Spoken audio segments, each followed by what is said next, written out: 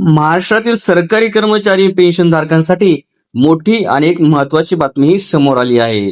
महागाई भत्त्याबाबत महाराष्ट्र शासनाने एक मोठा निर्णय घेतला असून महागाई भत्ता 58% थेट 60% करण्यास मंजुरी देण्यात आली आहे.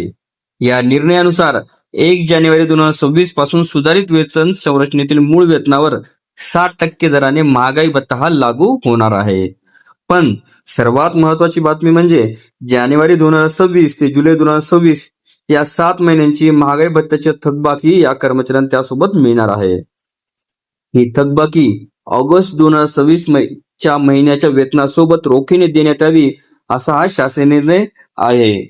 म्हणजेच कर्मचाऱ्यांना ऑगस्टच्या पगारासोबत नियमित वेतन प्लस वाढीव 2% DA आणि 7 महिन्याची थकबाकी मिळण्याचा मार्ग हा मोकळा झालेला आहे. व्हिडिओला सविस्तर बघण्यासाठी कृपया डिस्क्रिप्शन बॉक्समध्ये दिलेल्या लिंकवर क्लिक करा आणि संपूर्ण व्हिडिओ पाहावा.